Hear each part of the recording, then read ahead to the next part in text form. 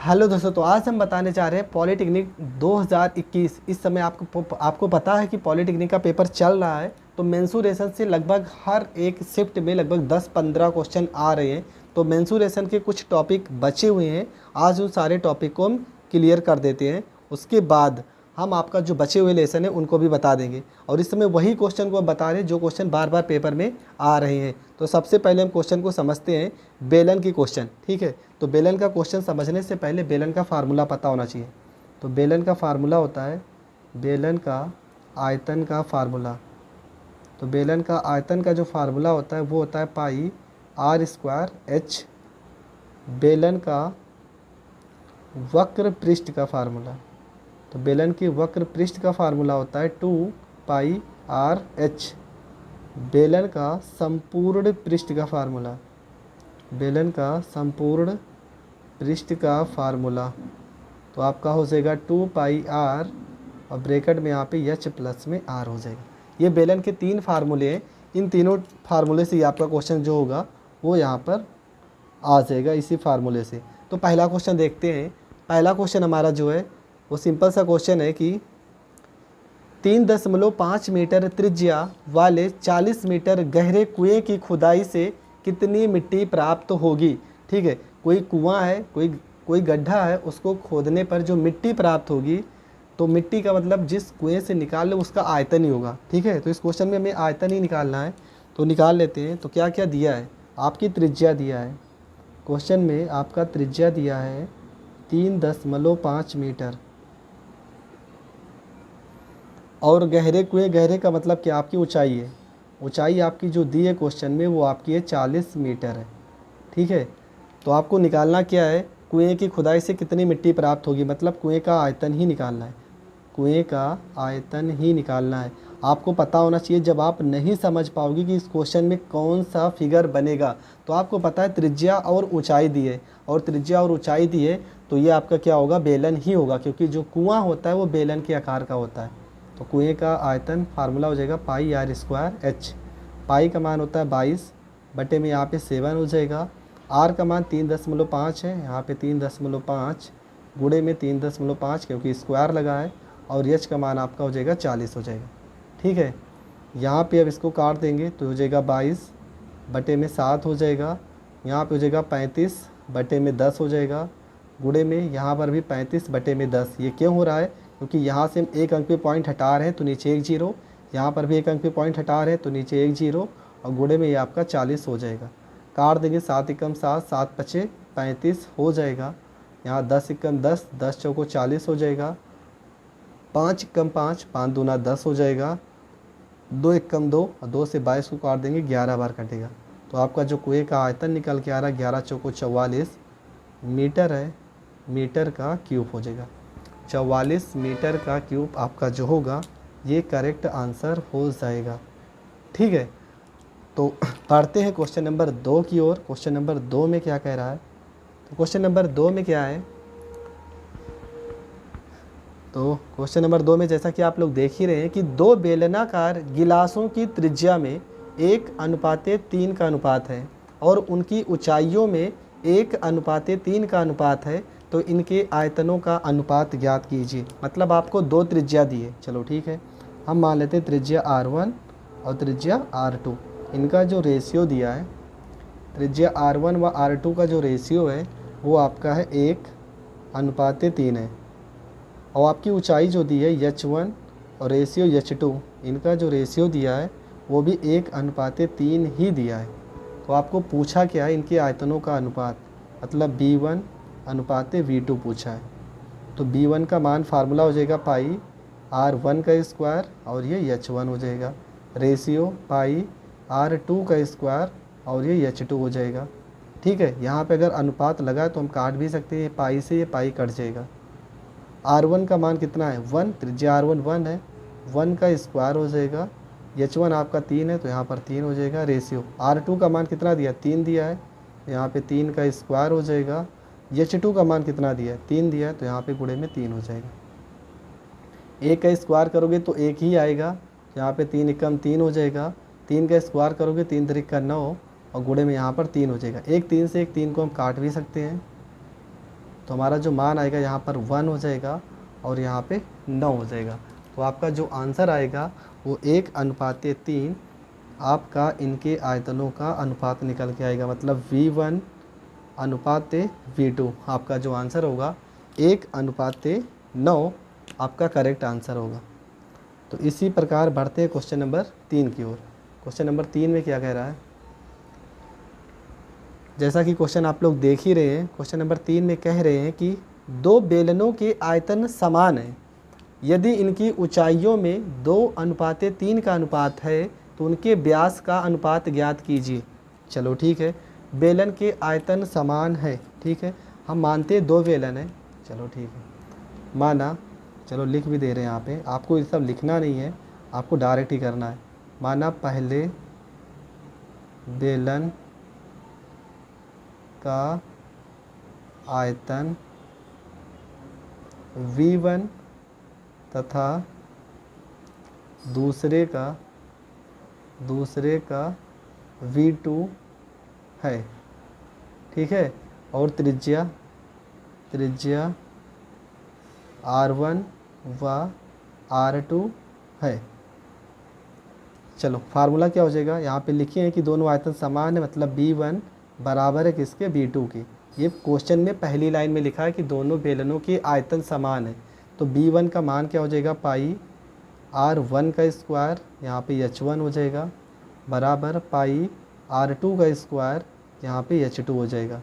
जबकि H1 और ratio H2 का मान दिया है क्वेश्चन में 2:3 है, तो यहाँ पे ये पाई से ये पाई कट जाएगा। R1 का मान कितना है, R1 का मान हमें नहीं पता, तो R1 का स्क्वायर यहाँ पे रहने देंगे। H1 का मान कितना है, 2, तो यहाँ पे 2 हो जाएगा। R2 का मान हमें नहीं पता है, तो इसको यहाँ पे लिखा रहने दो। H2 का मान 3 है, तो यहाँ पर 3 हो जाएगा। हम क्या करेंगे, यहाँ पे R1 का स्क्वायर बटे में R2 यहाँ पे बटे में आ जाएगा R2 का स्क्वायर, बराबर आपका हो जाएगा, यहाँ पर 3 है तो 3 और बटे में आपका 2 हो जाएगा, ठीक है। अब यहाँ से R1 स्क्वायर हटाओगे तो यहाँ पे √3 हो जाएगा। यहाँ पे R2 का मान स्क्वायर हटाओगे तो √2 हो जाएगा। ये R1 और R2 का मान आ गया, जबकि आपको क्या निकालना है, व्यास निकालना है, और व्यास क्या होता है, इसका दुगुना। तो यहाँ पे 2 से गुणा करोगे तो यहाँ पर भी 2 से गुणा करना पड़ेगा, तो आपका जो व्यास निकल के आएगा D1:D2। तो ये 2 से तो ये 2 काट ही सकते हैं, √3:√2 ये हो जाएगा आपका व्यासों का अनुपात। √3:√2 आपका करेक्ट आंसर हो जाएगा। तो दोस्तों देखते हैं ऐसे ही और अच्छे क्वेश्चन, ठीक है। हाँ, अगर यहाँ पे आप लोग कंफ्यूज है कि 2 हमने क्यों लगाया, क्योंकि आपको पता है कि जो व्यास होता है वो त्रिज्या का 2 गुना होता है। तो यहाँ पे तो हमारी त्रिज्या थी ना, तो इसको व्यास बनाने के लिए हमने 2 से गुणा किया है, तो यहाँ पे 2 से गुणा कर देंगे तो ये 2 से 2 काट देंगे। तो कहने का मतलब जब कभी भी आपका व्यास पूछेगा तो जो त्रिज्या होती है वही आपका व्यास होता है। हाँ, लेकिन अनुपात के सवाल रहेंगे तब, ठीक है। तो ये 3 क्वेश्चन आपके किस टॉपिक के थे, बेलन के थे। तो बेलन के 3 क्वेश्चन हो गए। अब हम क्वेश्चन पढ़ लेते हैं शंकु के। तो शंकु का सवाल पढ़ने से पहले शंकु का फार्मूला पढ़ लेते हैं। तो शंकु का 2, 3, 4 फार्मूले हैं। पहला होता है शंकु का आयतन। तो शंकु का आयतन का जो फार्मूला हो जाएगा वो होता है आपका 1/3 पाई R² यहाँ पे H। उसके बाद दूसरा फार्मूला हो जाएगा शंकु का वक्र पृष्ठ का फार्मूला हो जाएगा। शंकु का वक्र पृष्ठ का फार्मूला होता है पाई RL होता है। उसके बाद हो जाएगा शंकु का संपूर्ण पृष्ठ का फार्मूला, ठीक है, संपूर्ण पृष्ठ का फार्मूला। तो शंकु का जो संपूर्ण पृष्ठ का फार्मूला हो जाएगा वो आपका हो जाएगा पाई R ब्रैकेट में L प्लस में R। इसके बाद आपका हो जाएगा शंकु की तिर्यक ऊंचाई। शंकु की तिर्यक ऊंचाई मतलब L का फार्मूला हो जाएगा √ में R² प्लस में H², ठीक है।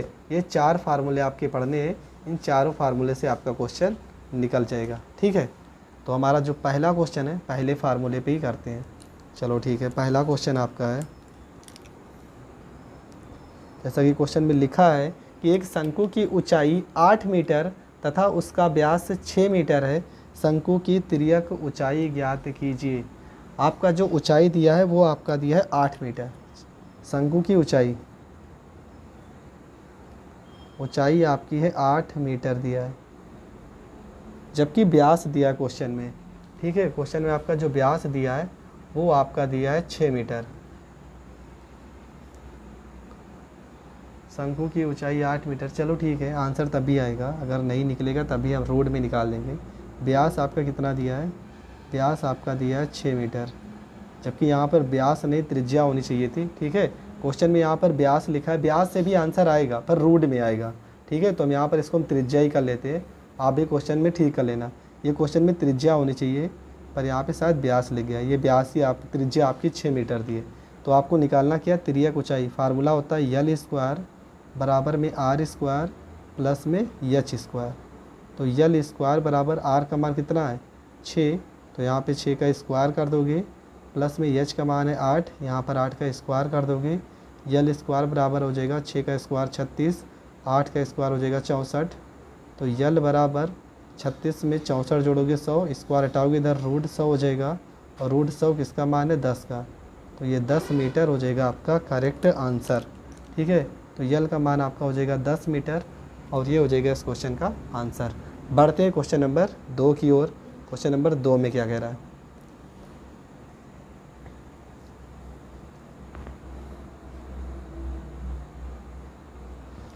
क्वेश्चन नंबर 2 में क्या कह रहे हैं, ये शंकु का क्वेश्चन नंबर 2 है भाई साहब। वैसे तो क्वेश्चन नंबर शायद 5 या 6। तो 8 मीटर ऊंचे तथा 12 मीटर व्यास के शंक्वाकार तंबू के निर्माण में कितनी चादर लगेगी, ये क्वेश्चन है।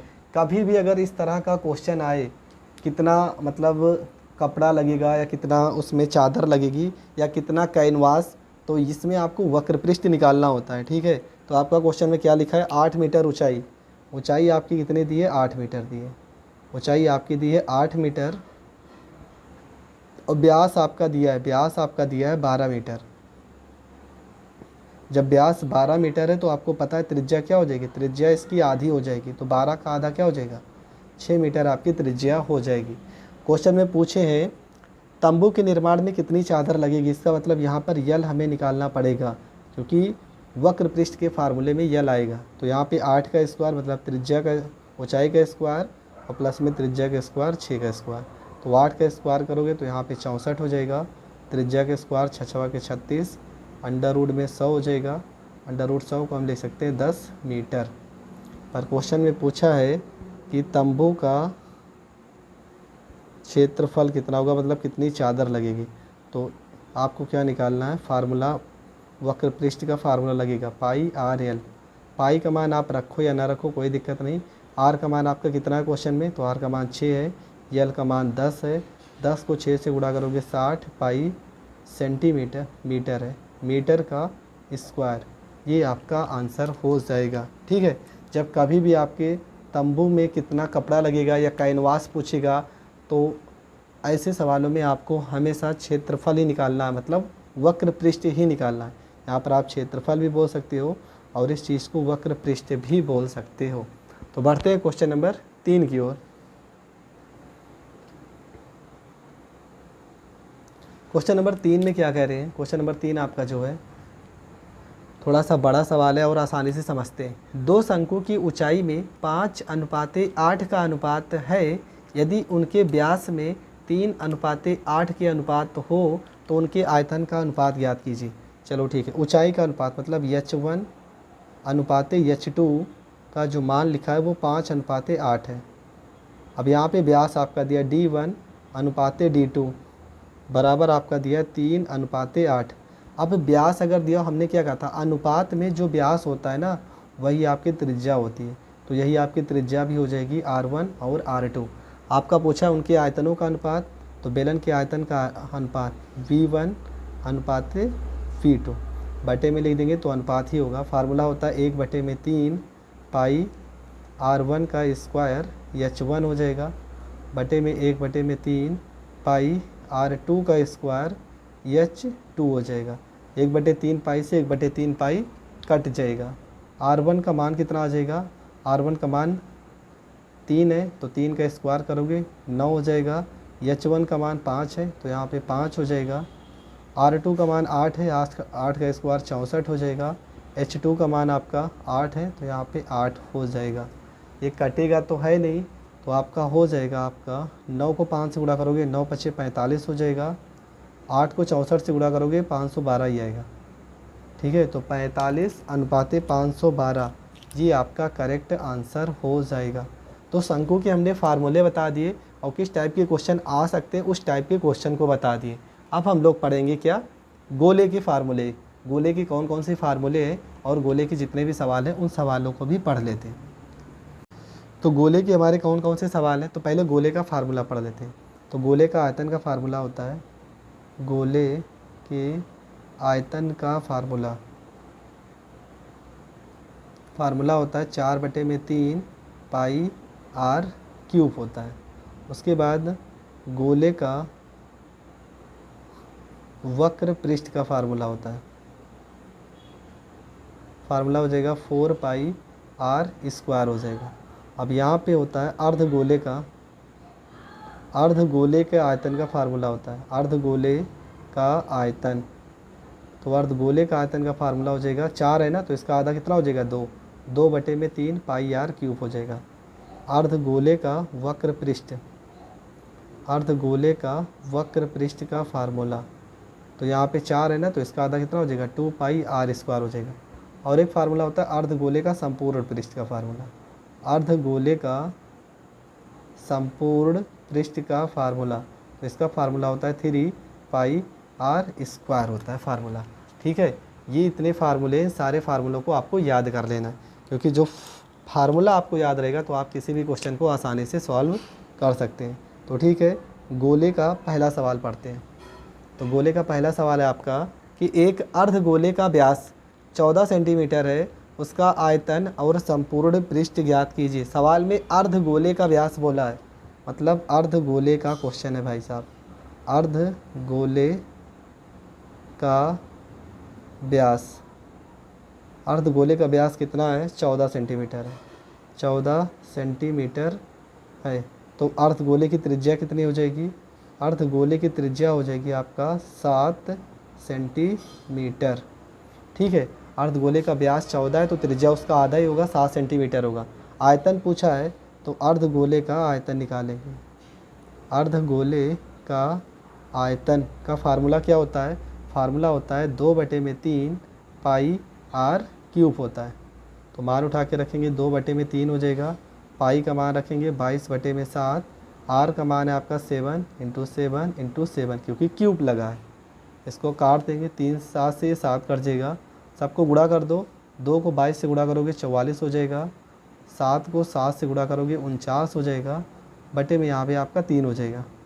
कुछ कटेगा तो है नहीं, गुणा ही करना पड़ेगा। 49 को हम 44 से गुणा कर लेते हैं, 4 9 36, 4 चौको 16, 16 में 3 जोड़ोगे 19, 6 9 1 हो जाएगा। यहाँ पर 6 हो जाएगा, 9 6 15 हो जाएगा, 9 1 10, 1 11 हो जाएगा, 1 और 1 हासिल 2 हो जाएगा। मतलब क्या हो जाएगा 2156/3। आयतन पूछा है तो आयतन में क्या लगाते हैं, सेंटीमीटर का क्यूब, या तो आप घन सेंटीमीटर भी बोल सकते हो इसको, घन सेंटीमीटर। तो ठीक है, गुणा भाग आप चेक भी कर लेना, हम थोड़ा तेज़ कर रहे हैं तो साथ गुणा भाग गलत भी हो सकता है, पर रूल एकदम सही है। ठीक है, क्वेश्चन नंबर 2 में करते हैं। क्वेश्चन नंबर 2 में क्या कह रहा है, थोड़ा फास्ट इसलिए पढ़ा रहे हैं क्योंकि पेपर भी आपका 2 ही दिन बचे हैं। रिवीजन आप बहुत तेज़ कर लीजिए, यही आपके लिए सबसे बेस्ट होगा। ठीक है, तो अर्धगोले का, गोले का दूसरा सवाल देखते हैं।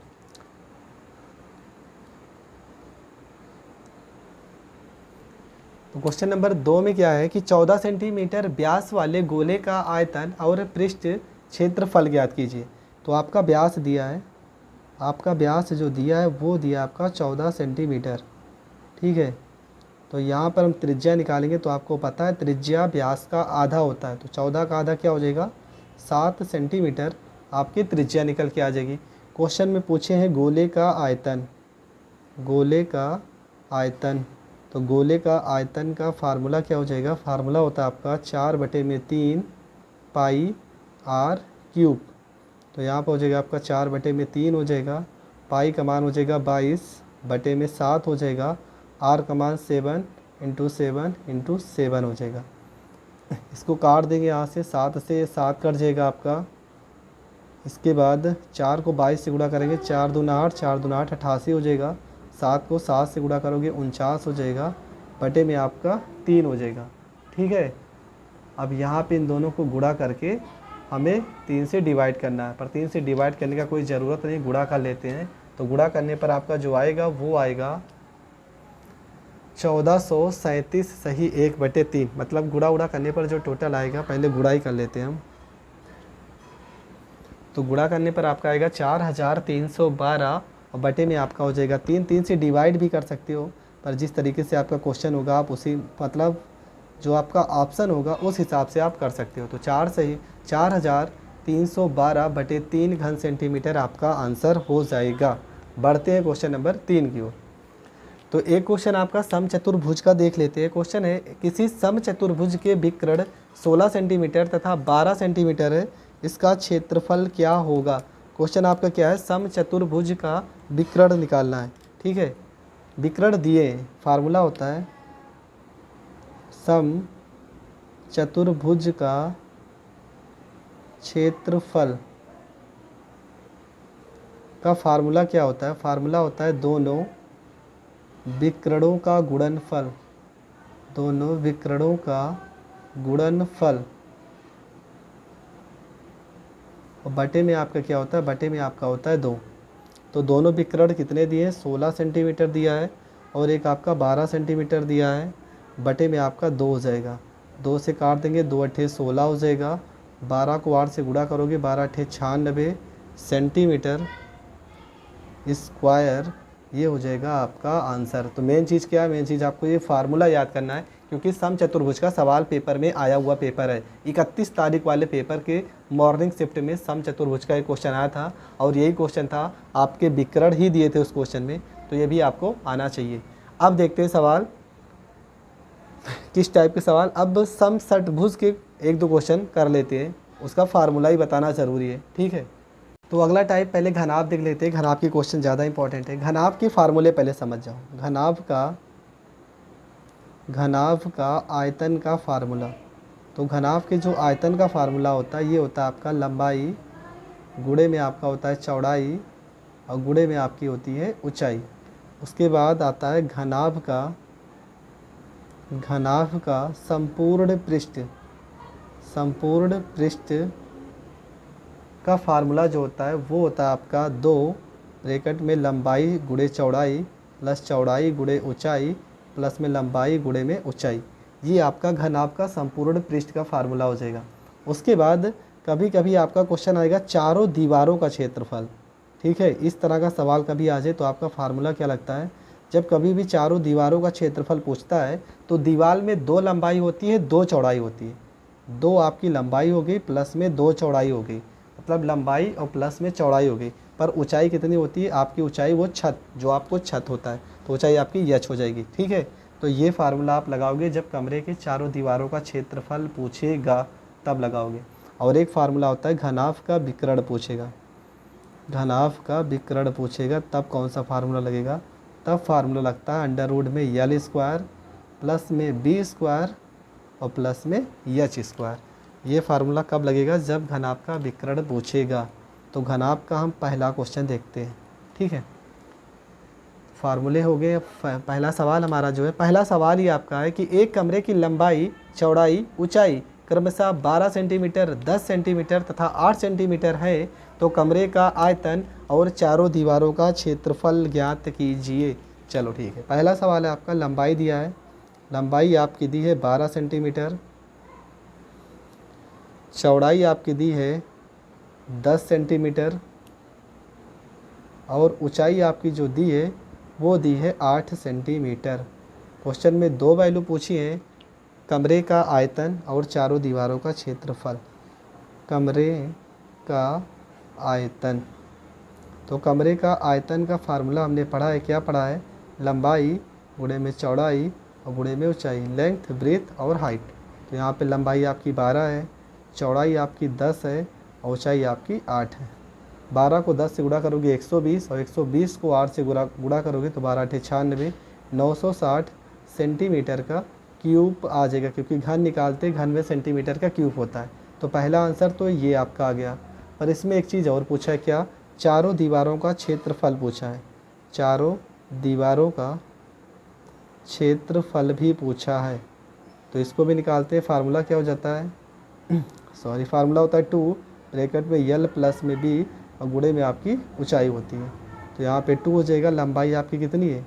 लंबाई क्वेश्चन में आपकी 12 है, चौड़ाई आपकी 10 है और ऊंचाई आपकी 8 है। 12 को 10 से गुणा करोगे 22 हो जाएगा, गुणे में 2 तो यहाँ पर पहले से ही है और गुणे में 8 हो जाएगा। गुणा करोगे 22 को 2 से गुणा करोगे तो आपका 44 हो जाएगा और गुणे में 8 हो जाएगा।